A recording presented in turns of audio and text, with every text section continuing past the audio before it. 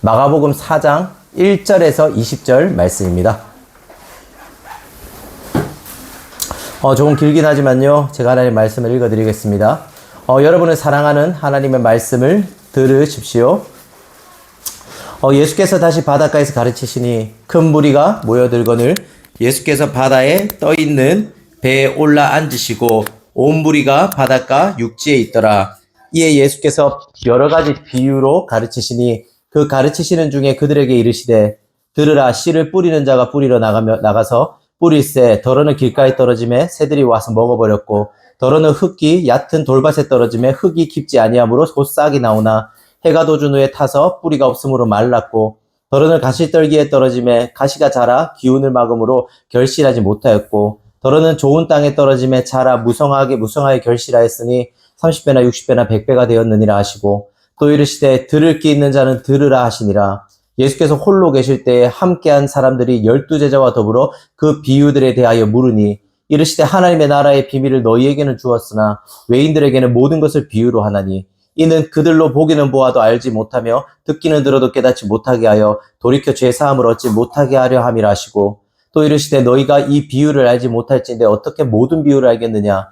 뿌리는 자는 말씀을 뿌리는 것이라. 말씀이 길가에 뿌려졌다는 것은 이들을 가리킴이니 곧 말씀을 들었을 때 사탄이 즉시 와서 그들에게 뿌려진 말씀을 빼앗을 것이요, 또 이와 같이 돌밭에 뿌려졌다는 것은 이들을 가리킴이니 곧 말씀을 들을 때 즉시 기쁨으로 받으나 그 속에 뿌리가 없어 잠깐 견디다가 말씀으로 인하여 환난이나 박해가 일어나는 때에 곧 넘어지는 자요, 또 어떤 이는 가시떨기에 뿌려진 자니 이들은 말씀을 듣기는 하되 세상의 염려와 재물의 유혹과 기타 욕심이 들어와 말씀을 막아 결실하지 못하게 되는 자요, 좋은 땅에 뿌려졌다는 것은 곧 말씀을 듣고 받아 30배나 60배나 100배의 결실을 하는 자니라. 아멘. 오늘부터 우리는 이제 예수님의 비유라는 새로운 시리즈 설교를 들을 겁니다. 아마도 한 6편 정도의 설교가 될 겁니다. 우리는 이 시점에서 왜 비유에 관련된 설교를 듣는지에 대해서 궁금해할 수도 있을 겁니다. 마이클 그린이라는 신학자는 예수님의 비유를 통해서 하나님 나라와 자신을 설명한 이유에 대해서 이렇게 말합니다. 한번 들어보세요. 예수님이 비유로 말씀하신 이유는 사람들에게 다시 생각하도록 도전하기 위함이었다. 그것은 사람들이 자신의 진정한 모습을 볼 수 있는 거울이 되도록 의도한 것이다. 예수님이 사람들에게 비유로 말씀하신 이유는 그들 자신의 진정한 모습을 보게 하기 위함이었습니다. 즉, 비유를 통해서 자신의 신앙이 진짜인지 가짜인지, 자신의 모습이 진짜 신앙인의 모습인지 가짜 신앙인의 모습인지를 거울에 비춰보라고 비유를 통해서 말씀했던 겁니다. 왜냐하면요, 비유는 모든 사람이 알아듣지는 못하기 때문에 진짜 그리스도 안에 있는 사람만이 알아들을 수 있는 게 바로 비유였기 때문입니다. 저는 이 일이 지금 누리는 교회에 아주 필요한 일이라는 생각이 들었습니다. 우리는 1년 정도를 어쩌면 개척발로 분위기가 좋고 나름대로 애를 쓰고 또 복음을 알아간다는 행복을 느끼면서 달려왔을 겁니다. 하지만 이제 우리는 사실 1년 반이 지났잖아요. 개척발이 떨어질 때가 되었습니다. 그리고 때마침 저와 여러분의 삶의 환경도 많이 변했습니다. 직장을 가신 분도 있고요, 결혼을 한 친구들도 있고, 또 현실에서 여러 것의 변화나 또 아니면 지루함을 겪는 분들도 있을 겁니다. 이런 시점에서 저는 신앙을 돌아보는 게 굉장히 중요하다고 생각했습니다. 우리의 모습을 하나님이라는 거울에 비춰서 정직하게 나의 신앙을 대면할 필요가 있다고 느낀 거죠. 그래서 이 비유 시리즈를 하면서 우리 스스로를 깊이 돌아봤으면 좋겠습니다. 우리가 아는 복음이 진짜 복음이 맞는지, 우리가 아는 복음이 내 삶을 진짜 변화시키는지, 우리가 아는 복음이 바뀌어진 환경이나 여러 여건 속에서도 그 능력을 제대로 발휘하는 복음인지에 대해서 우리는 돌아볼 필요가 있는 겁니다. 예수님의 비유 첫 번째 설교로요, 씨 뿌리는 비유에 대해서 알아보고자 합니다. 오늘 설교를 통해 우리 자신을 돌아보고 하나님을 더 바라보는 시간이 되었으면 좋겠습니다. 저는 오늘 3가지 대지로 설교를 하겠습니다. 첫 번째, 왜 씨앗으로 비유하셨는가? 예수님은 왜 씨앗으로 비유하셨는가? 두 번째, 씨앗을 대하는 우리의 마음밭. 씨앗을 대하는 우리의 마음에 대해서 알아볼 거고요. 마지막 3번째, 어떻게 좋은 밭이 될 수 있을까? 어떻게 예수님이 원하시는 좋은 밭이 될 수 있는가에 대해서 알아보도록 하죠. 먼저 예수님은 왜 씨앗으로 비유를 하셨는가에 대해서 알아보도록 하겠습니다. 우리 1절에서 3절 말씀인데요. 같이 한번 읽어볼까요? 1절에서 3절. 시작. 예수께서 다시 바닷가에서 가르치시니 큰 무리가 모여들거늘 예수께서 바다에 떠 있는 배에 올라앉으시고 온 무리는 바닷가 육지에 에 있더라. 이에 예수께서 여러 가지를 비유로 가르치시니 그 가르치시는 중에 그들에게 이르시되 들으라 씨를 뿌리는 자가 뿌리러 나가서 예수님은 많은 비유 중에 씨 뿌리는 비유를 하십니다. 농부가 씨를 뿌리는 거요. 왜 예수님은 칼이나 불 아니면 예를 들어 멋진 무기 같은 것이 아니라 씨앗으로 비유를 들었을까요? 이는 이 당시 시대 상황을 알 필요가 있는데요. 예수님의 말씀을 듣던 그 당시 유대인들은 하나님이 자신들을 힘으로 통치할 거라고 생각했습니다. 그들은 구약 성경에서 말하던 메시아를 기다렸거든요. 근데 구약 성경에서 말하던 메시아가 강력한 군대나 무력을 앞세워서 로마를 물리치고 세상의 문제를 즉각적으로 바로 잡아줄 거라고 기대했습니다. 즉 예수님의 말씀을 듣던 1차 청중들, 우리는 여러분 2차 청중이에요. 우리한테 1차 청중, 그 당시에 쓰여진 1차 청중들은요, 예수님은 불 같은, 칼 같은 힘의 이미지로 오는 걸 당연하다고 생각했던 거죠. 그리고 이런 힘의 논리는 우리가 살아가는 세상도 마찬가지일 겁니다. 최근에 미국과 이란의 전쟁을 보면서 우리 역시도 힘을 가졌다는 것이 어떤 의미인지를 보고 있습니다. 미국과 트럼프의 목적이 진짜 정의를 지키기 위한 것인지 아니면 다른 어떤 이익을 위한 것인지 우리는 사실 정확하게 알지 못합니다. 하지만 우리가 분명히 알 수 있는 사실은 그들은 힘으로써 누군가를 대하고 있고 힘으로써 모든 것들을 통제하고 있다는 사실입니다. 그리고 우리나라도 미국의 힘 앞에서 어떤 자세를 취해야 될지에 대해서 여러 고민들을 하고 있기도 합니다. 이처럼 우리가 사는 사회에서 힘은 굉장히 중요한 요소입니다. 힘이 있느냐 없느냐에 따라서 많은 것들이 결정된다고 생각할 수 있습니다. 그런데 재밌게도 현대사회는 힘을 겉으로 드러나는 식으로만 나타내진 않습니다. 이건 이런 말이에요. 현대사회는 힘을 단순히 폭력이나 무력과 같이 눈에 보이는 어떤 것으로만 드러내지 않는다는 겁니다. 쇼사나 슈퍼프라는 하버드 명예교수이자 아주 유명한 사회심리학자가 있습니다. 그리고 그녀가 쓴 감시자본시대라는 아주 유명한 책이 있거든요. 2019년에 아마도 베스트셀러일 겁니다. 이 책은 오늘날의 자본주의가 인간의 마음을 어떻게 빼앗아서 자본주의의 노예로 만드는지에 대해 쓰여진 책입니다. 이 책은 과거에는 독재 권력이 공포나 폭력으로 육체를 지배했지만, 맞잖아요? 옛날에 독재자들 힘으로 지배했잖아요. 근데 현대 자본 기술은 조정 권력을 통해 인간의 영혼을 지배한다라고 경고합니다. 그 중에 하나가 뭔지 아십니까? 바로 알고리즘입니다. 모두 알고리즘을 아시죠? 유튜브를 볼 때 우리가 계속해서 예를 들어 야구에 관련된 콘텐츠를 봅니다. 그럼 알고리즘은 알아서 계속해서 무슨 콘텐츠를 제공해주죠? 야구에 대한 콘텐츠를 더 많이 제공해줍니다. 그렇게 시간이 지나면 유튜브에 들어가면 모든 영상들은 야구로 도배되어 있다는 것은 우리는 알고 있습니다. 이걸 알고리즘이라고 하죠. 알고리즘의 의미를 쉽게 말하면 문제를 해결하기 위한 어떤 정해진 순서나 절차를 말합니다. 컴퓨터에게 이런 거죠. 컴퓨터에게 이런 상황이 오면 이렇게 해라고 시키는 명령서가 바로 알고리즘이라고 생각하면 됩니다. 알고리즘의 특징을 생각해 보십시오. 알고리즘은 우리가 인지하지도 못한 사이에 우리의 무의식을 파고 들어갑니다. 야구 몇 편을 보다 보면 내 모든 동영상이 야구로 도배되어 있는 것처럼 말이죠. 그러면서 이 주포프는 우리가 알고리즘에 빠지고 자본주의의 노예가 되는 세 가지 과정에 대해서 말합니다. 알고리즘을 통해 우리가 노예가 된다는 것을 말해요. 먼저 그 첫 번째 과정은요, 바로 조율입니다. 이는 우리가 지금 당장 무언가를 하게끔 실시간으로 자극을 주는 기술입니다. 생각해 보십시오. 우리는 종종 기도를 하려고 찬양을 틉니다. 그리고 말씀을 읽으려고 휴대폰을 들 때가 있죠. 하지만 이때 우리가 기도하지 못하고 말씀 읽지 못하게 방해하는 것들이 있습니다. 뭐죠? 휴대폰의 알림입니다. 말씀을 보려고 했는데, 설교를 들으려고 했는데 막 알림이 땅 뜨는 거죠. 내가 사려고 했던 물품에 세일 소식이 뜨거나 내가 좋아하는 유튜브에 새로운 영상이 뜹니다. 이때 우리는 자연스럽게 그걸 확인하고 싶어집니다. 내 계획과 상관없이 내 행동을 누가 조절하는 거죠? 내 의지가 아니라 알고리즘이 그리고 휴대폰 알림이 나를 조종하는 겁니다. 우린 조종당하는 거죠. 이게 바로 조율입니다. 그리고 두 번째는 유도입니다. 유도는 우리가 자유롭게 선택한 것 같지만 사실 그들이 원하는 것을 선택하도록 판을 짜놓은 데 걸려든 겁니다. 우리의 선택이 자유롭지 않다는 거예요. 마트를 가면 꼭 계산대 앞에 뭐가 있는지 아십니까? 초콜릿과 사탕 같은 것들이 있습니다. 이걸 왜 굳이 마트에서는 계산대 앞에 진열해 놓는지 아십니까? 우리가 마트에 줄이 없을 때 평소 때는 그걸 사지 않습니다. 그런데 계산대 앞에 줄을 서게 될 때 내 앞에 사람이 있을 때 우리는 그 줄 앞에 서고 그걸 보게 되고 그리고 자연스럽게 하나를 고르게 되는 겁니다. 마트는 이걸 노리는 거예요. 분명히 내가 보기에는 내가 자유롭게 사탕을 선택한 것처럼 느껴질 겁니다. 하지만 정작 이 선택은 전혀 자유로운 선택이 아닙니다. 왜죠? 마트의 상술에 넘어간 겁니다. 마트가 짜놓은 덫에 걸려서 결국 고를 수밖에 없게 된 거죠. 이게 바로 유도입니다. 그리고 마지막으로는 조작이에요. 조작은 개인을 집단 속에 가두어서 대세를 따르게 하는 겁니다. 쉽게 말하면 남들 다 하는데 너만 안 하니? 남들 다 하는데 너 뒤처지지 않을까라는 심리를 이용하는 겁니다. 저는 예전에 옷에 대해서 관심이 많았고 나름대로 옷도 잘 입는다는 말을 많이 들었습니다. 저는 저만의 스타일을 가지고 있었거든요. 옛날에는 왜냐하면 지금처럼 유튜브가 발달하지 않았기 때문에 패션이 각자 개성이 있었습니다. 일편화되지 않았어요.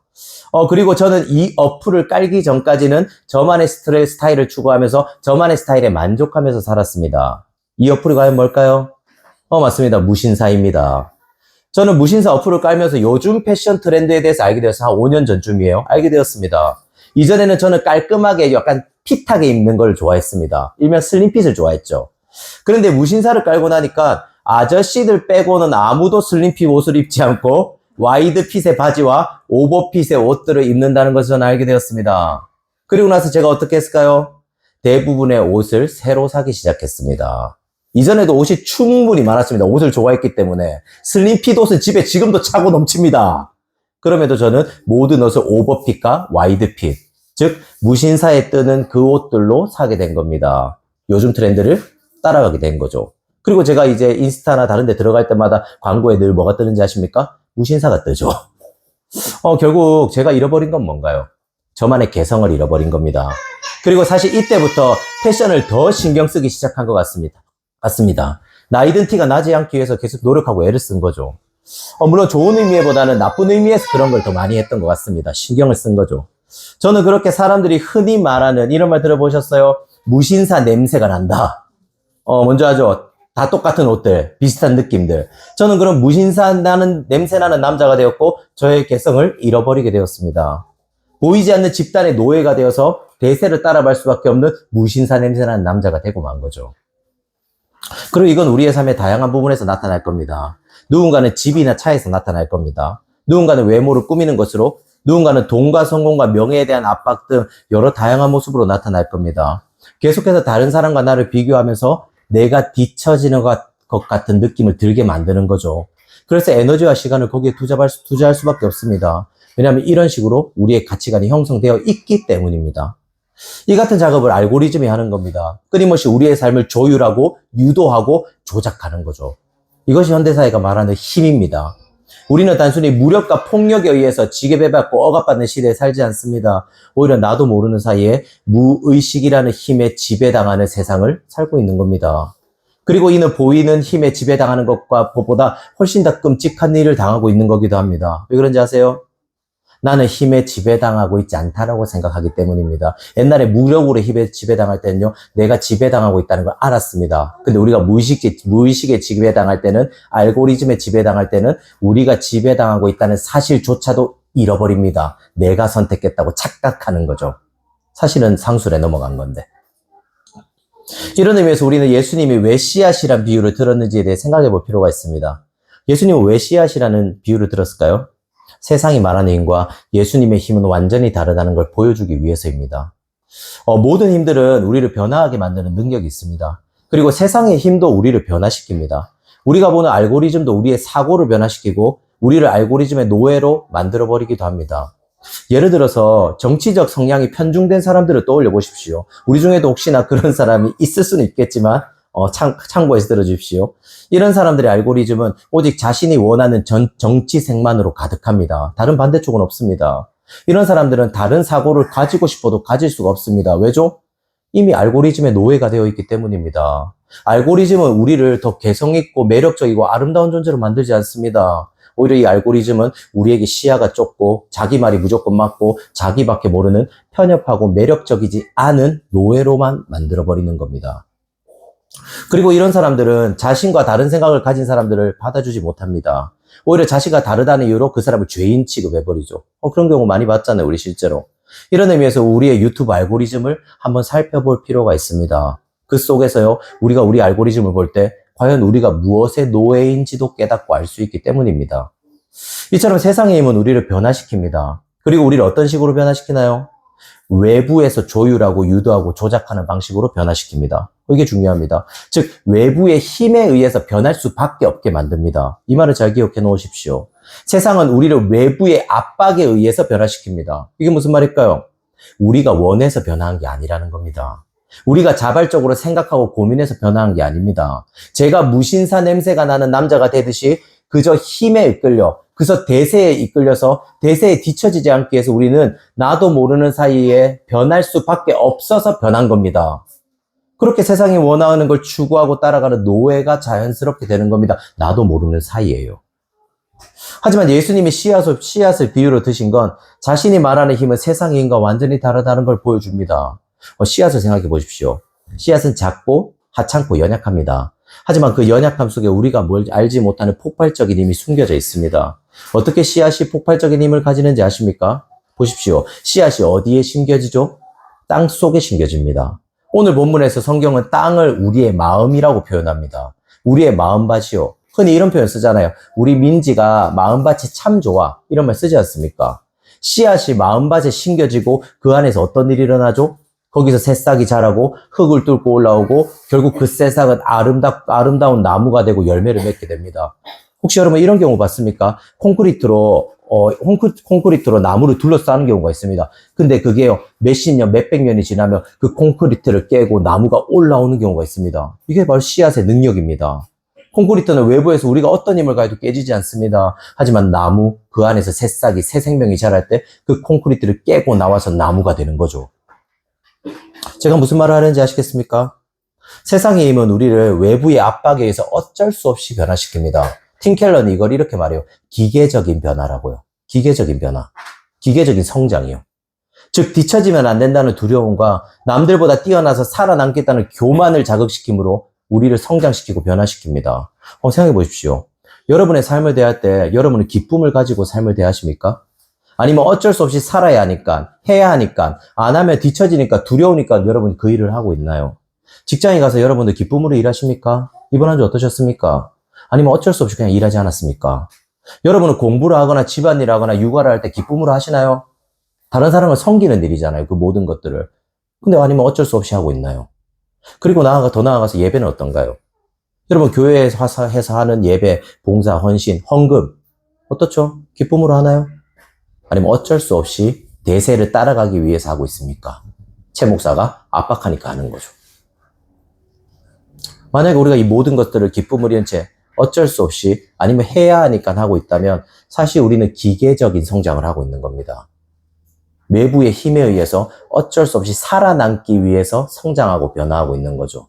내가 원한 게 아니에요. 그리고 이렇게 기계적인 성장을 하는 사람들의 특징이 뭔지 아십니까? 바로 자기중심성입니다. 이들은 자신에게 이익이 없다면 누군가를 사랑하지 않습니다. 누군가에게 손 내밀지 않습니다. 이들은 자신에게 손해가 온다면 누군가를 위해서 희생하거나 자신의 것들을 내어줄 생각이 없습니다. 이들의 삶의 이유와 동기는 오직 하나예요. 바로 자신의 이익입니다. 이익이 없으면 아무것도 안 하고 싶어 합니다. 손해를 보기 싫어하는 거죠. 하지만 반대로 복음은 우리를 안에서 밖으로 변화시킵니다. 다시 또 말씀드립니다. 세상에 임은 밖에서 안으로 우리를 협박했죠. 변화시켰죠. 하지만 복음은 안에서 밖으로 우리를 변화시킵니다. 우리 안에 씨앗이 자라서 나무가 되고 열매를 맺게 됩니다. 콘크리트를 뚫고 나오는 거죠. 기계적인 성장이 아니라 유기적인 성장이 일어나는 겁니다. 생명이 있는 유기적인 성장이요. 그리고 이런 유기적인 성장을 하는 사람들의 특징이 뭔지 아십니까? 자기중심적이지 않다는 겁니다. 이들은 이익이 없을 때도 다른 사람을 사랑합니다. 이들은 자신에게 손해가 있더라도 누군가를 위해서 자연스럽게 희생합니다. 이들의 삶의 이유와 동기는 외부의 압박이 아닙니다. 어쩔 수 없이 변한 게 아닙니다. 오히려 내면에서 솟아나오는 아름다움입니다. 이런 사람들에게는 무신사 냄새가 나지 않습니다. 이런 사람들의 패션은 무신사 패션을 따라가지 않을 겁니다. 그리고 이런 사람들의 마음과 가치관은 세상이 추구하는 그런 가치관과 마음 따라가지 않습니다. 유혹되지 않는다고요. 오히려 자신만의 고유하고 아름다우면서 매력적인 냄새를 풍깁니다. 성경은 이렇게 말하죠. 그리스도의 향기라고요. 이게 바로 유기적인 성장을 하는 사람들의 특징입니다. 결국 예수님이 칼이나 불이 아니라 씨앗을 비유로 드신 이유가 무엇이죠? 씨앗이 우리를 진짜 아름다움으로 변화시켜 줄 걸 아셨기 때문입니다.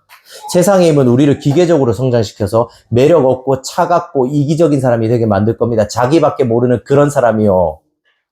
하지만 씨앗이 가진 유기적인 성장은 우리를 아름답고 매력적이고 사랑스러운 진짜 좋은 사람으로 만들어준다라고 예수님은 말씀하고 싶으셨던 겁니다. 두 번째 대지예요. 그렇다면 씨앗이 뿌려진 우리의 마음이 어떻냐를 보겠습니다. 성경은 농부가 씨앗을 여러 밭에 뿌렸다고 말합니다. 그리고 예수님은 우리의 4가지 마음밭이 있다고 말해요. 이건 하나님의 말씀을 받아들이는 우리의 마음밭이라고도 할 수 있을 겁니다. 예수님은 우리에게 하나님의 말씀을 듣는 네 마음밭은 어떤 건지에 대해서 점검해보라고 말씀하신 겁니다. 4가지 밭이 뭐죠? 길가, 돌밭, 가시밭, 좋은 밭입니다. 먼저 길가밭입니다. 우리 4절 한번 읽어볼까요? 4절이요. 길가밭. 4절입니다. 시작. 우리 이제 길가에 떨어짐에 새들이 와서 먹어버렸고. 그 당시 길가는 지금처럼 아스팔트를 생각하시면 안 됩니다. 지금 우리 길가를 아스팔트 위에 뿌려진 씨앗이라고 생각하잖아요. 그렇지 않습니다. 그 당시 밭들은 광활한 들판에 있었고 각 가문별로 경계가 있었습니다. 밭이 워낙 넓으니까요. 경계를 놔뒀어요. 그리고 그 경계는 뭔가 하면 사람들이 지나다니는 곳입니다. 그리고 밭인데 사람들이 지나다니면 자연스럽게 밭에 그 풀이 자랄 수 있어요? 없어요? 없죠. 그러면서 풀이 자라지 않는 지름길이 만들어진 겁니다.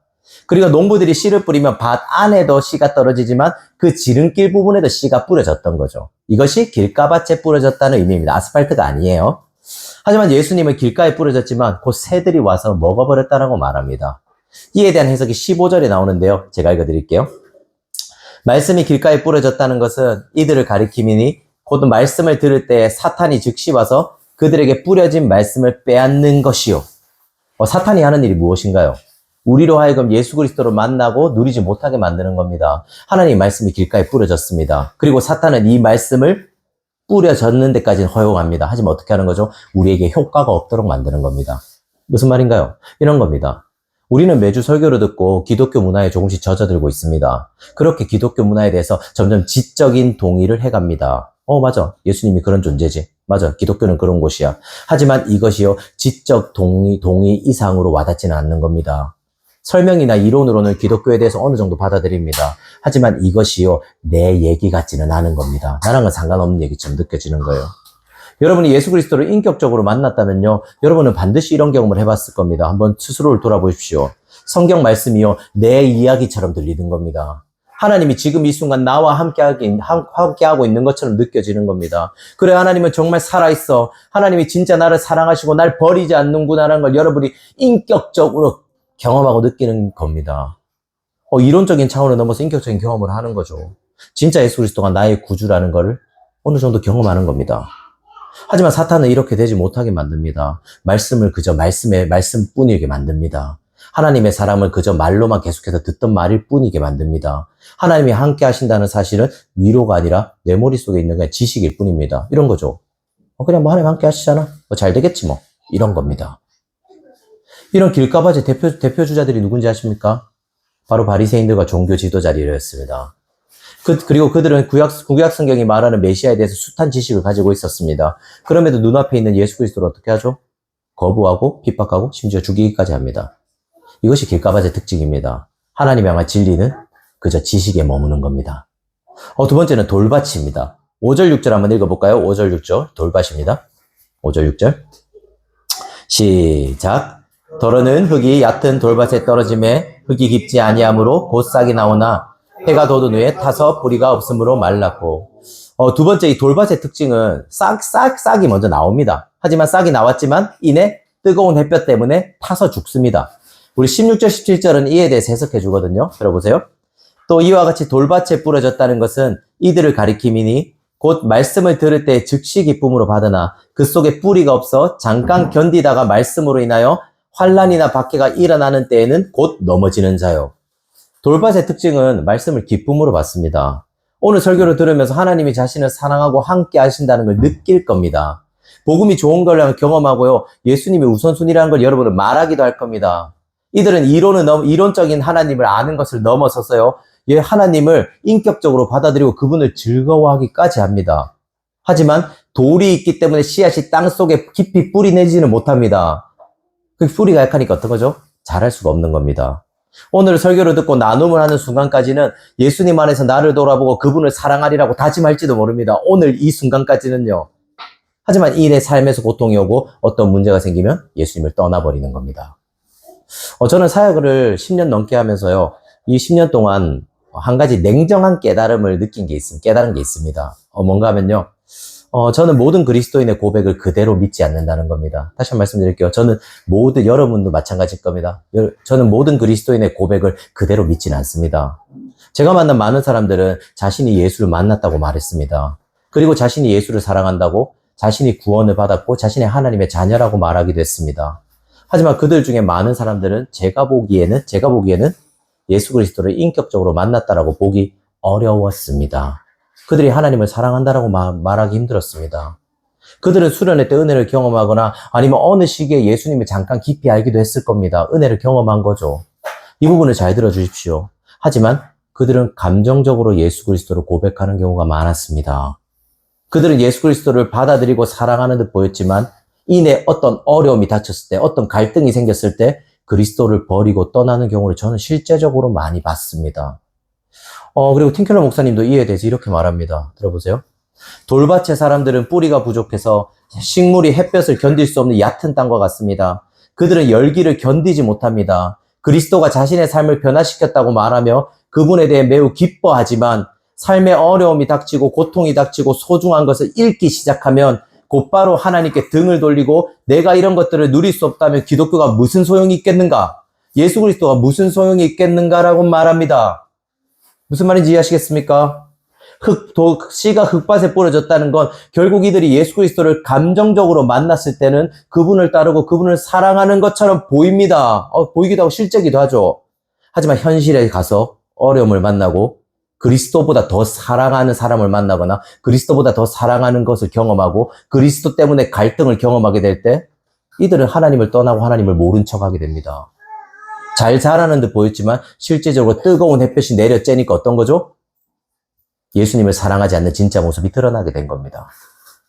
그들에게 필요한 건 하나님이 아니었습니다. 그들은 하나님 자체를 원한 게 아니었습니다. 그럼 뭐가 필요했을까요? 하나님의 도움이 필요했을 뿐입니다. 하나님을 사랑한 게 아니라 그저 자신을 도와주고 자신을 구원해주고 자신을 천국으로 인도해준다고 하는 하나님의 도움이 필요했을 뿐입니다.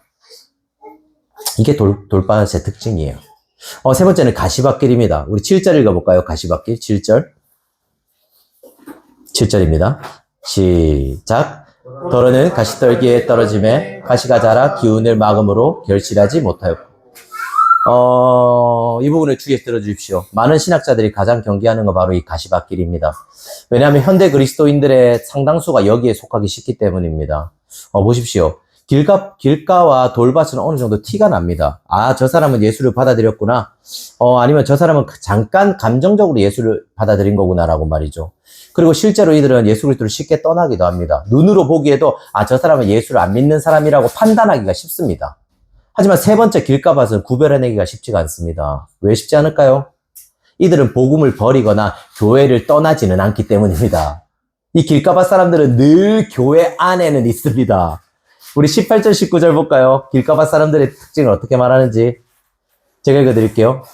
또 어떤 이는 가신떨기에 뿌려진 자니 이들은 말씀을 듣기는 하되 세상의 염려와 재물의 유혹과 기타 욕심이 들어와 말씀을 막아 결실하지 못하게 되는 자요. 여기서 핵심은 이들이 말씀을 듣기는 한다는 겁니다. 듣기는 한다고요. 하지만 여기서 듣는다는 것은 부정과거 분사 형태로 쓰였거든요. 이건요, 진리를 깊이 이해하고 받아들인다는 의미가 아닙니다. 이전에 우리가 설교에서 말했잖아요. 우리가 예수 그리스도라는 복음을요, 이성과 논리를 동원해서 로기캔하고, 그래, 예수님이 내 삶의 주인이야 라고 이런 생각을 안 하는 겁니다. 단지 귀로 소리를 듣고 인지했을 뿐입니다. 들었을 뿐이라고요. 우리 중에도 그런 분도 있지 않습니까? 진짜 구원을 받았는지 고민해보지는 않았는데 어릴 때부터 계속 들었기 때문에 자기가 구원받았다라고 생각하는 거죠. 구원은 들었기 때문에 내가 가졌다라고 생각하는 겁니다. 그리고 이런 가시밭의 특징은 마음이 계속해서 나뉘어진다는 겁니다. 여러분, 성경은요, 마음이 나뉘어지는 것에 대해서 계속해서 경고합니다. 야고보서 1장 8절에 이런 말이 있거든요. 두 마음을 품어 모든 일에 정함이 없는 자로다. 두 마음을 품는다는 게 어떤 의미일까요? 쉽게 말하면 양다리를 걸치는 겁니다. 하나님을 사랑하면서 세상도 사랑하는 거죠.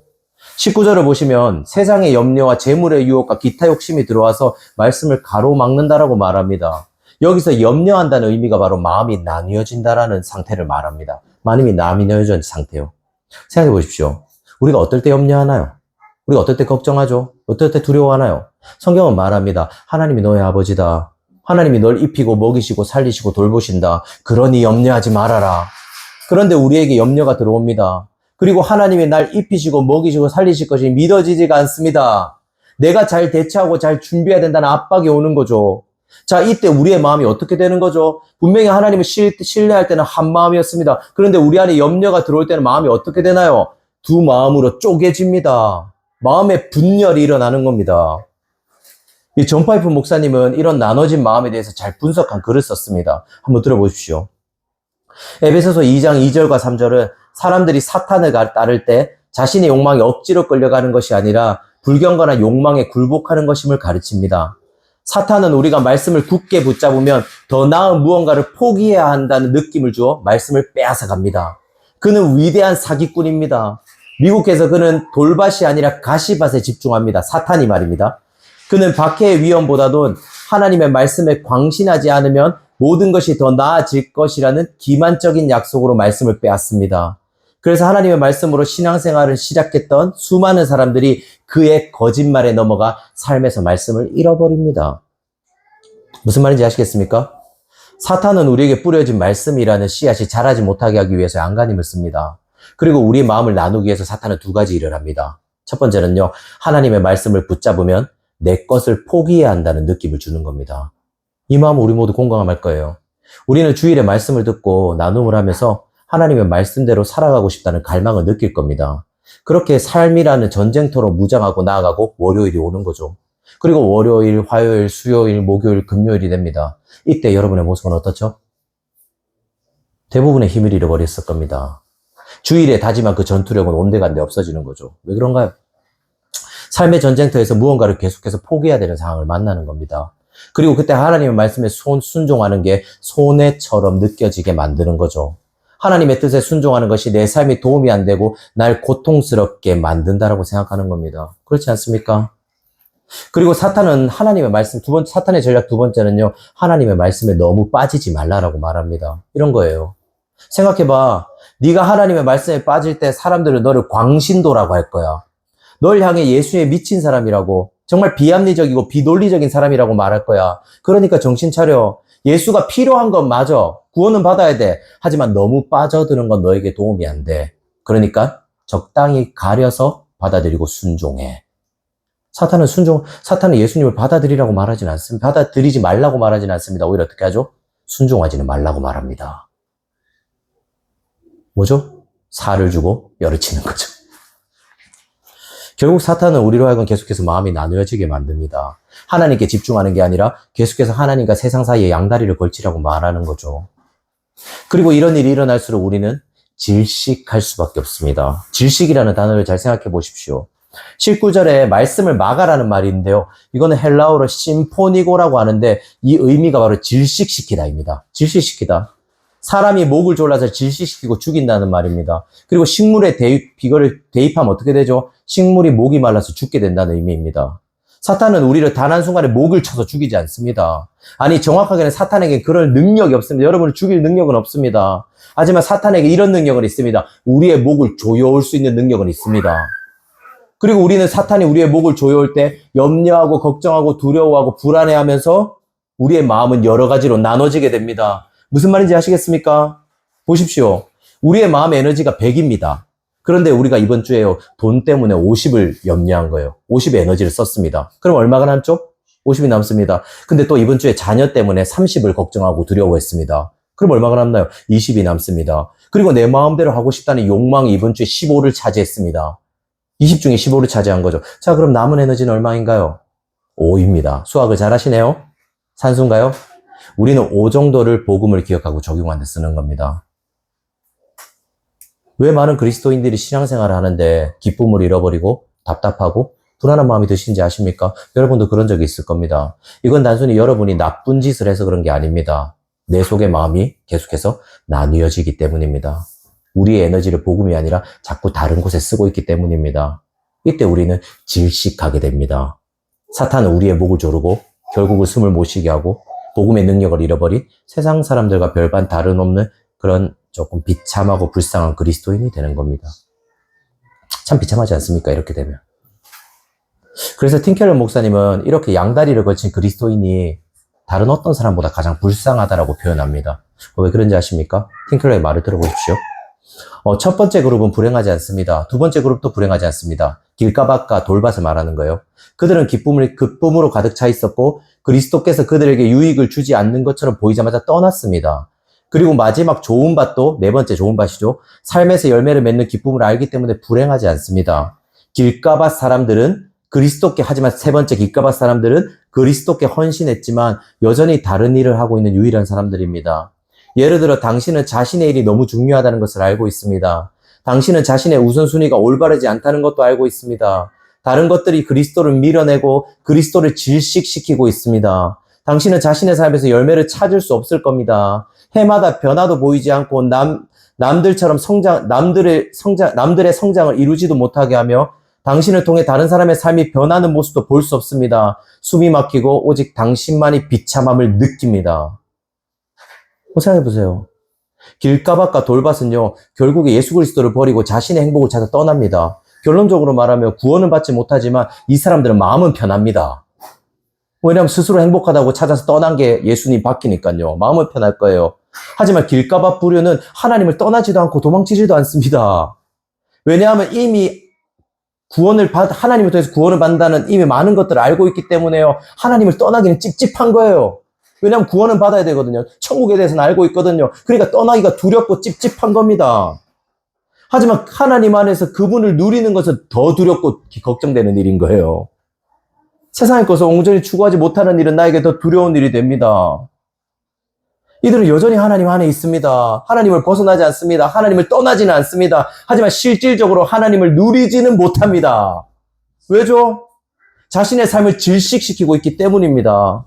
그리스도 안에 있다고 말하면서 여전히 세상 사람들과 똑같이 사는 것, 자신을 질식시키는 가장 불쌍한 사람이라고 성경은 말하는 겁니다. 자기 스스로 자신의 목을 조이고 있는 꼴이에요. 그리스도인이요. 팀켈러는 예수 그리스도를 모르고 예수 그리스도로부터 도망치는 사람이 불행한 것이 아니라 차라리 예수를 모르는 것이 불행한 것이 아니라요. 그리스도 안에서 그리스도를 누리지 못한 채 그렇게 예배드리고 헌금하고 봉사하고 교회에 나오는 여러분이요. 가장 불쌍한 사람이라고 말하기도 하는 거죠. 예수 그리스도 안에 있으면 더 사랑스러워지고 더 매력지고 더 아름다워지지 못하는 유기적 성장을 못하는 사람이요. 여전히 교회 안에 있으면서 여러분이 기계적인 성장을 하는 사람이라면요. 그게 가장 불쌍한 사람이라고 말하는 겁니다. 팀켈러는. 이런 의미에서요. 우리는 우리의 삶을 돌아볼 필요가 있습니다. 우리의 한 주를 한번 돌아볼 필요가 있습니다. 우리는 우리의 마음의 에너지를 어디에다 쓰고 있나요? 하나님 우리 매일 하루에요. 100이라는 에너지를 주십니다. 여러분의 100이라는 에너지를 어디에다가 쓰고 있습니까? 여러분이 100이란 마음을요. 하나님이 아니라 다른 곳에 쓰고 있다면요. 여러분은 여러분 스스로의 목을 계속해서 조르고 있는 겁니다. 여러분을 질식시키고 있는 거라고요. 스스로 목을 조르면서 괴로워하고 있습니다. 왜냐하면 예수를 믿는다고 말하면서 예수님이 아니라 다른 곳에 에너지를 쓰는 것만큼 불쌍한 사람은 없다고 성경은 말하기 때문입니다. 마지막 대지예요. 그렇다면 우리는 어떻게 좋은 밭이 될 수 있을까요? 이게 핵심이잖아요. 어떻게 좋은 밭이 될 수 있을까요? 예수님은 마지막 밭인 좋은 밭에 대해서 말씀하십니다. 우리 8절 한번 읽어볼까요? 예수님의 좋은 밭의 특징이 뭔지? 읽어봅시다. 시작. 그러는 좋은 땅에 떨어짐에 자라 무성하여 결실하였으니 30배나 60배나 100배나 되었느니라. 20절도 한번 읽어볼까요? 20절입니다. 20절 시작. 좋은 땅에 뿌려졌다는 것은 곧 말씀을 듣고 받아 30배나 60배나 100배의 결실을 하는 자. 20절을 보시면 우리가 앞서 봤던 단어가 또 한 번 더 나오는데요. 곧 말씀을 받고라는 단어입니다. 이 동사는 현재 직설법인데요. 헬라어에서 현재형은요, 계속되는 동작을 의미해요. 끊이지 않고 계속해서 하고 있다는 거죠. 즉 이들은 하나님의 말씀을 단순히 귀로만 듣는 것이 아니라 실제로 말씀을 듣고 그 말씀을 지속적으로 경청함으로써요, 스스로를 돌아보고 성장시킨다는 걸 말합니다. 말씀이 그들의 삶의 가장 깊은 곳을 파고 들어가서요, 그곳에 뿌리를 내리고 영양분을 공급받아서 그리고 어떤 일이 일어나는 거죠? 30배, 60배, 100배의 열매가 맺어지는 겁니다. 일반적으로 고대 근동의 농장 수확률은요, 7배에서 10배 정도로 수확했습니다. 이것도 많은 거죠. 그런데 성경은 지금 몇 배라고 말하죠? 30배, 60배, 100배라고 표현합니다. 이건 어마어마한 겁니다. 즉 하나님이 뭘 말씀하고 싶었는가 하면 인간이 할 수 없는 걸 하나님이 하시겠다고 말한 겁니다. 인간의 노력으로는 7배, 10배밖에 되지 않지만 내가 한다면 30배, 60배, 100배를 할 수 있다라고 하나님 말씀하신 겁니다. 너희가 아무리 애쓰고 노력해도 안 되는 일을 내가 하겠다는 하나님의 선언인 겁니다. 이건. 우리는 4가지 밭에 대해서 알아보았습니다. 그런데 4가지 밭 중에요, 3가지 밭은 어쩌면 실패처럼 보이기도 합니다.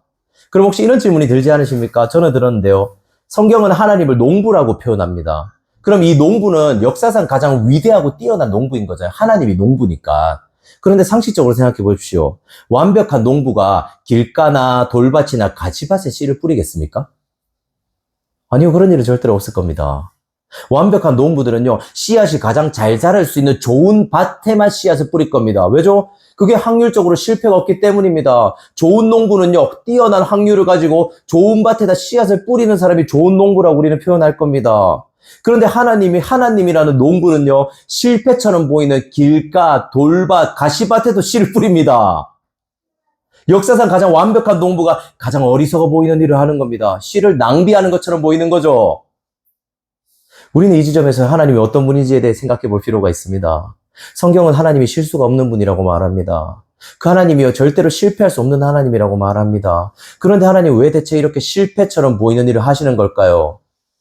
왜 이렇게 하나님은 어리석어 보이는 일을 하는 거죠? 길가밭에 뿌리면 안 자랄 거 알잖아요, 하나님도. 근데 왜 이런 어리석은 행동을 하시는 거죠?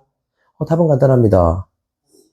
이건 하나님의 실패가 아니라 그분이 의도된 낭비를 한다는 겁니다. 다시 한번 말씀드리죠.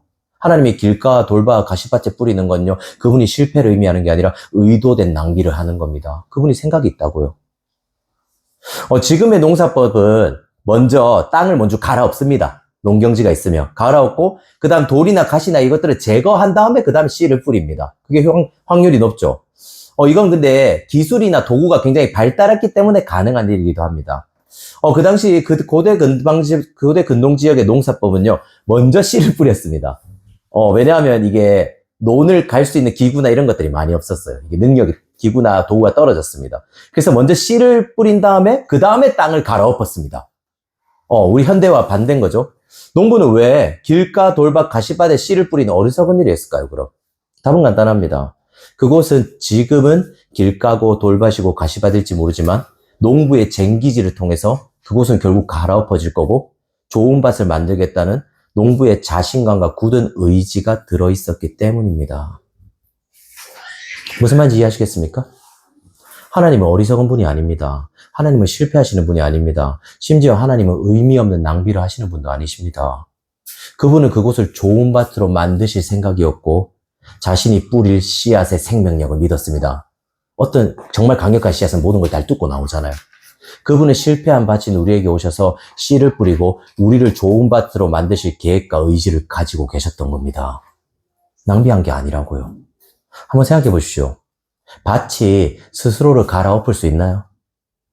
밭이 스스로 애쓰면서 나는 변할 거야. 내 안에 가시와 돌을 제거할 거야. 지금 밭이 나는 길가에 떨어졌지만 나 혼자 걸어 좋은 밭이 될 거야 라고 밭이 스스로 좋은 밭이 될 수 있습니까?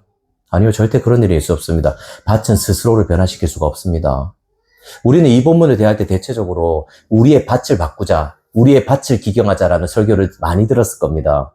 그러면서 자신이 밭을 어떻게 바꿀지, 내 밭은 무엇이고 내 밭을 어떻게 바꿀지에 대해서 여러분 집중했을 겁니다. 그리고 미안하지만요, 여러분 이런 설교를 아주 자주 들었을 겁니다.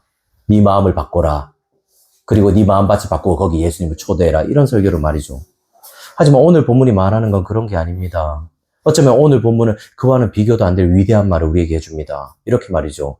얘야, 밭이 스스로를 바꿀 수 없단다. 밭이 아무리 애를 써도 밭은 절대로 스스로를 변화시킬 수 없단다. 어떤 상황에도 불구하고 이 모든 것을 이겨낼 수 있는 너의 모든 상황을 뚫고 자라날 씨앗이 오히려 필요하단다. 너에게는 너를 갈아엎어주고 너를 기경해줄 농부가 필요하단다. 너라는 밭을 사랑하고 너라는 밭을 가장 아름답게 가꿔줄 수 있는 사랑스럽고 능력 있는 농부와 그가 가진 강력한 씨앗이 필요하단다. 성경은 이걸 말하는 겁니다. 너를 바꾸라가 아니고요. 그리고 그 농부는 우리라는 밭을 갈아엎기 위해서요. 어떻게 하는지 아십니까? 진짜 강력한 씨앗을 던지십니다. 그리고 갈아엎으십니다. 최근에 마가복음 설교에서 한 알의 밀알이 떨어져 많은 열매를 맺는다는 것에 대해서 들었지 않습니까? 농부이신 하나님은 우리라는 땅을 갈아엎기 위해서요. 궁극적인 씨앗인 자신의 아들을 이 땅에 심으십니다. 바로 예수 그리스도죠. 그리고 나서 하나님 뭐라는가 하면 갈아엎습니다. 예수 그리스도라는 씨앗을 뿌린 다음에. 여러분 그리스도의 삶을 생각해 보십시오. 그분이 씨앗으로 오셨다는 의미에 대해 생각해 보십시오. 그리스도는 길가에 떨어진 씨앗처럼 사람들에게 짓밟혔습니다. 그리스도는 돌밭에 뜨거운 태양 같은 진노를 온몸으로 받으셨습니다. 그리스도는 가시덤불 같은 우리의 죄악에 찔리셨습니다. 여러분 십자가는 로마에서 가장 끔찍한 형벌이었습니다. 이 부분을 잘 들어보세요. 웬만한 죄악으로는 십자가형을 잘 내리지 않았습니다. 아주 끔찍하고 파렴치한 존재들만이 십자가형을 받았습니다. 십자가형이 어떤 방식으로 이루어지는가 하면요. 십자가는 먼저 채찍질로 시작됩니다. 채찍이 있고요. 채찍의 끝에 뭐가 있는가 하면 동물의 뼈 조각을 붙입니다. 그리고 채찍을 때리죠. 때릴 때마다 채찍이 감깁니다, 몸에. 그리고 뼈 조각이 어떻게 될까요? 살을 찌릅니다. 그리고 나서 채찍을 가만 놔둘까요? 아니요, 채찍을 뺍니다. 그럼 어떻게 되죠? 살갗이 뜯겨져 나갑니다. 그런 식으로 채찍을 맞을 때마다 온몸의 살은 뜯겨져 나갑니다. 그렇게 근육이 파괴되고요. 살갗이 벗겨져 나고요. 심지어 내장까지 쏟아집니다. 그리고 나서 어떤 일을 하는가 하면 십자가에 죄인을 눕힙니다. 그리고 손목과 발목, 여기 박히거든요. 손목이 여기 박습니다. 그리고 발목은요, 발을 겹친 다음에요, 요 부분을 밟습니다. 거기에 18cm나 되는 대목을 받습니다. 18cm요. 하지만 십자가 처형이 진짜 고통스러운 건 이 과정만 때문만은 아니었습니다. 결국 십자가에 매달리게 되잖아요. 사람의 몸은 자연스럽게 축 늘어지게 됩니다. 축 늘어지게 되면 사람이 뭘 못하는지 아십니까? 횡격막이 막히고 숨을 쉴 수 없게 됩니다. 그럼 죄인은 숨을 쉬기 위해서 어떻게 해야 되나요? 온 힘을 다해서 몸을 끌어올려야 했습니다. 근데 끌어올릴 때마다 손발에 박힌 못이 어떻게 되죠? 더 깊이 파고 들어갑니다. 결국 십자가형이 가장 끔찍했던 이유는 이 모든 고통을요, 오랫동안 그곳에서 참아야 했기 때문입니다. 죽고 싶다고 바로 죽을 수 있는 게 아니에요. 모든 고통을 다 경험한 뒤에 그러고 나서 죽을 수 있었습니다. 그리고 무엇보다 십자가를 고통스럽게 여기게 만들었던 것은 숨을 쉬지 못한다는 거였습니다. 그리고 결국 십자가의 사람들이 어떻게 죽죠? 질식해서 죽습니다. 숨을 못 쉬어서 죽습니다. 앞서 길가밭의 사람들이 스스로를 어떻게 죽여간다고 말한지 기억하십니까? 스스로의 목을 조르며 스스로를 질식시켜간다고 말했습니다. 하나님과 다른 것을 함께 사랑함으로써요, 우리는 우리 스스로의 목을 졸라서 우리를 질식시키고 있습니다. 그렇게 죽어가고 있어요. 하지만 하나님은 이런 우리를 사랑하셨습니다. 스스로를 질식시키고 있는 우리를 보고만 있을 수는 없었죠. 그리고 십자가에서 어떤 일을 하시는 거죠? 자신이 질식당하십니다. 자신이 숨을 못 쉬고 죽으시는 거예요. 한 알의 씨앗이 우리를 위해서요, 질식당해서 죽으십니다. 씨앗이 메말라서 죽는 거죠. 이게 십자가입니다. 하나님은 자신의 아들을 척박한 우리라는 땅에 던지셨습니다. 그리고 그 속에서 그리스도라는 씨앗은 기경됩니다. 그리고 자라죠. 그곳이 길가밭이든 돌밭이든 가시밭이든 상관없습니다. 우리 안에 심겨진 그리스도라는 씨앗은 이 모든 밭들을 이겨내고 자랄 수 있습니다. 그 증거를 우리는 어디서 찾을 수 있나요? 바로 부활입니다. 예수님이 죽은 뒤에 3일 뒤에 부활하십니다. 아무리 척박한 땅이라도 그리스도가 심긴 땅이라면 3일 뒤에 어떤 일이 일어난다는 말이죠? 그 밭은 결국 부활이라는 아름다운 열매를 맺을 수밖에 없게 된다는 겁니다.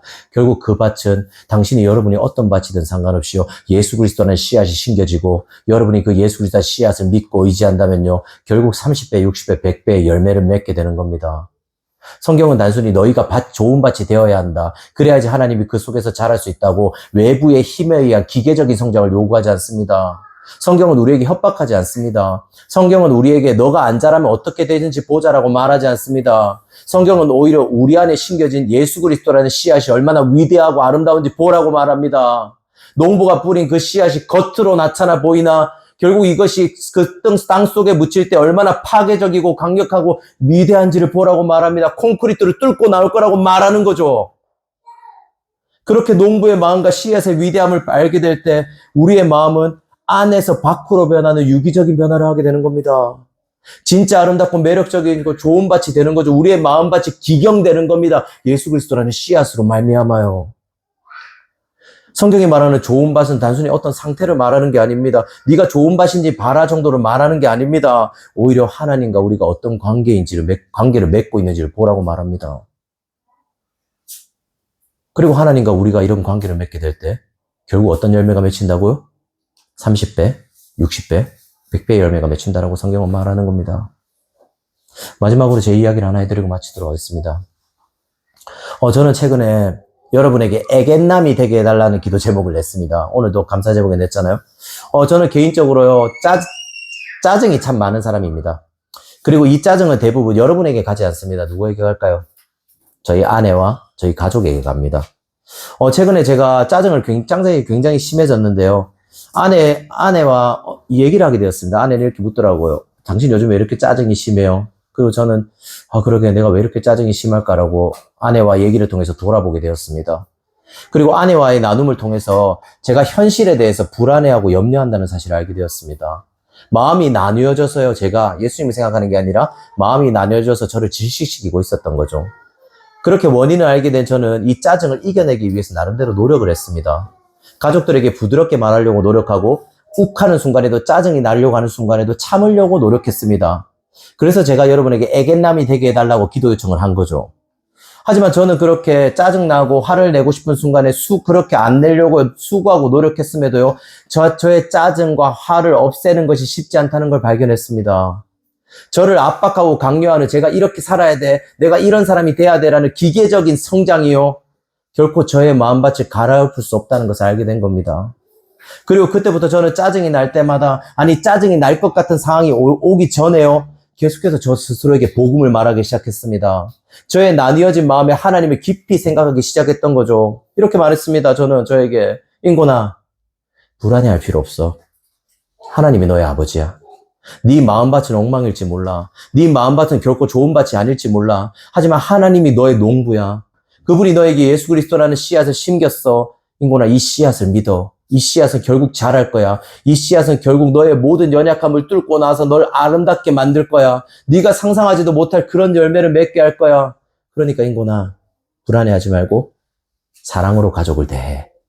넌 이미 사랑받고 있어. 넌 이미 인정받고 완벽하게 사랑받고 있어. 라고 저 스스로에게 말한 거죠. 그리고 저는 나름대로 이번 한 주 동안요, 복음을 누리면서 살았습니다. 그리고 노력하고 수고해서 이겨지지 않던 그 짜증을요, 완벽히는 아니지만 어느 정도 이겨낼 수 있고 저는 변화하고 성장할 수 있게 되었습니다. 저 스스로를 질시시키던 그 외부의 압박, 내가 이렇게 변해야 돼, 내가 좋은 사람이 돼야 돼, 난 짜증 안 내는 사람이 돼야 된다는 그런 외부적인 압박에 의해서 저 스스로를 질시시키던 손을 내려놓고 저는 복음 안에서 숨을 쉴 수 있게 된 거죠. 사랑하는 여러분, 우리가 좋은 밭이 아니라고 스스로를 자책할 필요가 없습니다. 우리가 좋은 밭이 되려고 스스로를 고통스럽게 만들 필요도 없습니다. 진짜 좋은 밭이 되는 방법은 하나님이 어떤 농부이시고 우리 안에 어떤 씨앗이 심겨져 있는지를 기억하는 겁니다. 우리 안에 심겨진 씨앗이 얼마나 위대하고 아름답고 매력적인지를 되뇌이는 겁니다. 그리고 이 씨앗이 이런 강팍한 밭을 기경시키고 뚫고 나오고 좋은 밭을 만들어낼 거라는 걸 믿는 거죠. 우리가 삶에서 이 일을 계속할 때, 즉 복음을 기억하고 되뇌이고 적용할 때 오늘 본문이 말한 것처럼 우리의 삶은 30배, 60배, 100배의 생명력 있는 유기적인 성장을 할 수 있게 될 겁니다. 우리의 마음이요, 정말 아름답고 매력적인 좋은 밭으로 바뀌게 될 겁니다. 사랑하는 여러분, 그리스도께 오십시오. 그리스도께 오십시오. 더 이상 자신의 목을 조르면서요, 자신을 질식시키지 마십시오. 당신 안에 심겨진 씨앗을 믿고 그 씨앗을 의지하십시오. 우리 한번 이 시간요, 찬양하고 기도했으면 좋겠습니다.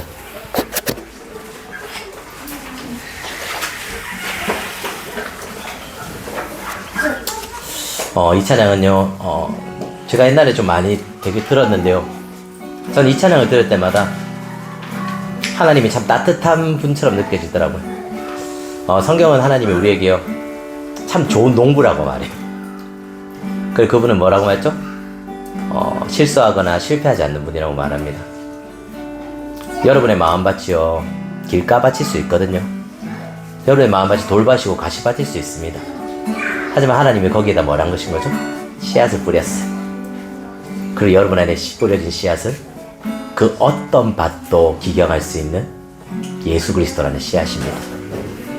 이걸 믿는 거예요. 오늘 본문이 말하는 게 이거예요. 네 밭을 의지하지 말고 뭘 의지하라고요? 예수 그리스도요. 그러면 네가 좋은 밭이 된다는 거죠. 한번 이 찬양하면서요, 가사가 이렇거든요. 한번 들어볼래요? 내 마음속 전부를 다 아시는 주님, 나 당신께 숨길 거 다 나옵네. 주 보좌 앞에 나아가 다 아뢰니 모든 근심과 슬픔 사라지네. 주 내 맘에 늘 계시고 나 주 안에 늘 거하니 이 놀라운 사랑, 그 사랑 앞에 나아가 목소리 높여 찬양드리네. 여러분, 하나님이 좋은 분이라고 할 때 우리는 그분께 나아갈 수 있습니다. 하나님이 좋은 농부예요. 그리고 여러분 안에 씨앗을 심기신 분입니다. 우리 한번 이 찬양하면서요, 우리의 마음을 또 고백하며 나아갈까요?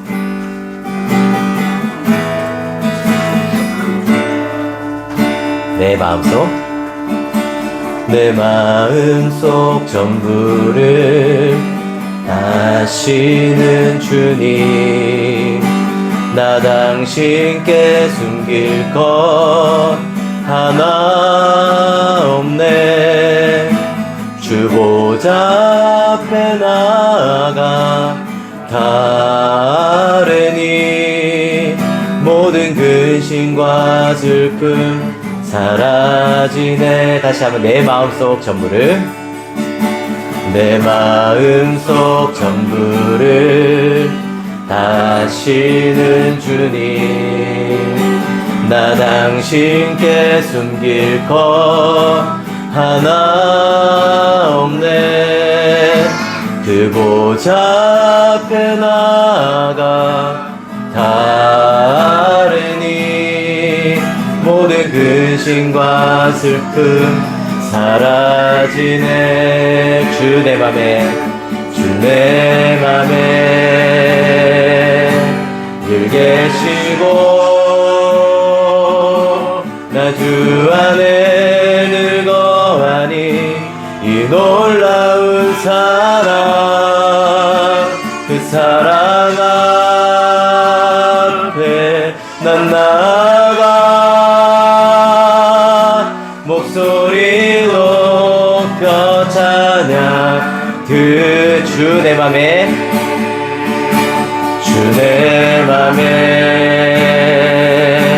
늘 계시고 나 주 안에 늘 거하니 그 놀라운 사랑,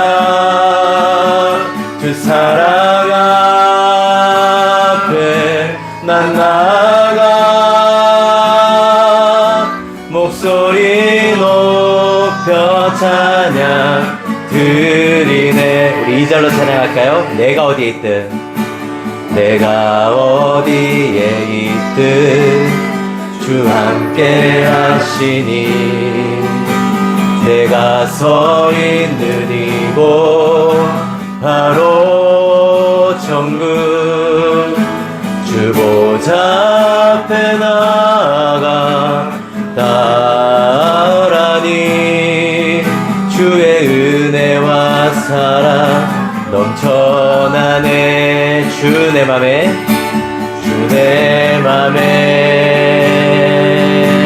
늘 계시고 나 주 안에 늘 거하니 그 놀라운 사랑, 그 사랑 앞에 난 나아가 목소리 높여 찬양 드리네. 주 내 맘에 늘 계시고 주 내 맘에 늘 계시고 나 주 안에 늘 거하니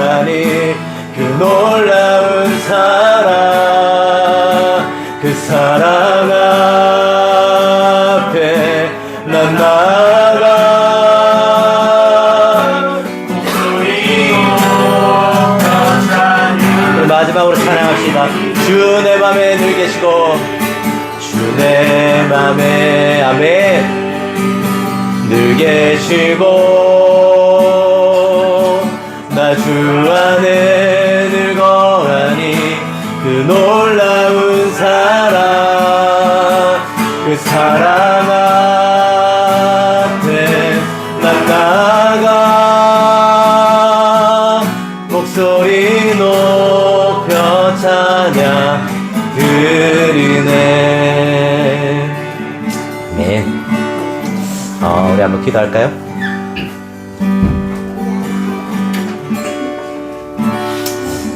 우리는 늘 이런 압박이 있어요. 좋은 밭이 돼야 돼. 내가 스스로 좋은 밭을 만들어야 돼. 나 예수 믿는데 그렇게 살아야 돼. 이런 압박이 있습니다. 하지만 그런 우리에게 말하는 거예요. 얘야, 그런 식으로 네가 성장하는 게 아니란다. 네가 의지를 다지고 노력하고 애쓴다고 성장이 되는 게 아니란다. 오히려 너를 사랑한 농부가 어떤 분인지, 네 안에 씨앗이 어떤 씨앗이 생겼는지를 기억해야 한단다. 네 안에 그 어떤 역경과 어떤 고난도 견뎌내신 십자가를 지신 예수 그리스도라는 씨앗이 있단다. 그분은 단지 십자가를 졌을 뿐만 아니라 부활하셨단다. 그리고 그런 씨앗이 네 안에 있다는 것은 너 역시도 이 모든 것들을 이기고 성장하게 될 거란 말이 있는다. 그러니까 염려하지 말아라. 그러니까 예수 그리스도를 바라보라 라고 성경은 말합니다. 여러분 이런 하나님을 아십니까? 여러분 이런 하나님을 사랑하고 계시나요? 아니면 여전히 이런 하나님을 무시하면서 여러분의 삶에서요 마음이 나누어져 있지 않습니까?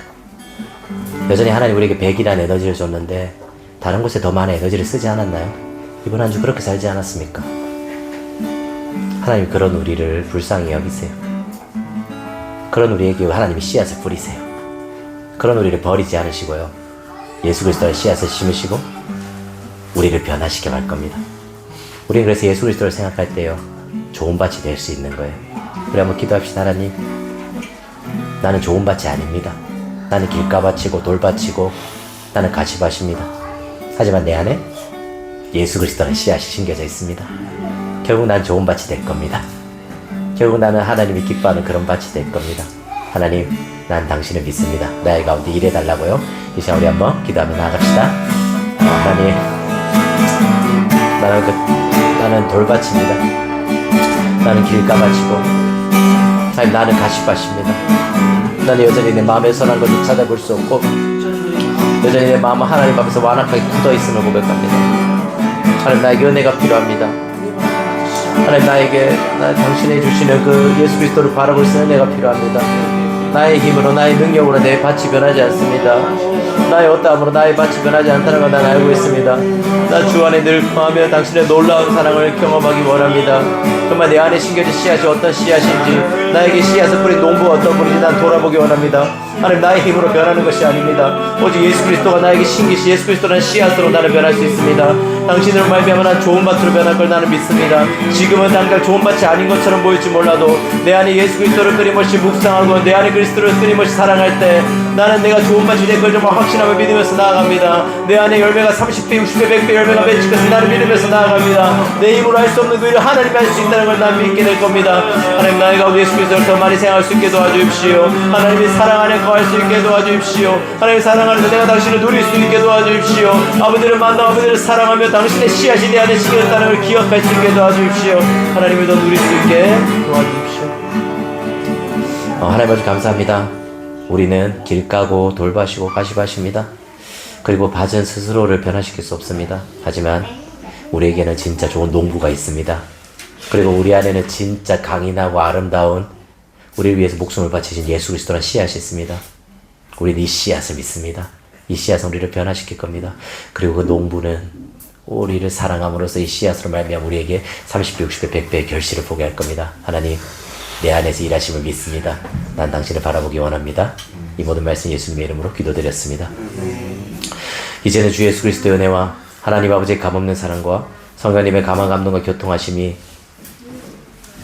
길가고 돌밭이고 가시밭 같지만 우리 안에 있는 예수 그리스도를 의지하고 더 사랑하고 깊이 신뢰하기 원하는 그런 누리는 성도 머리 위에 이제부터 영원히 함께 있을지어다. 아멘.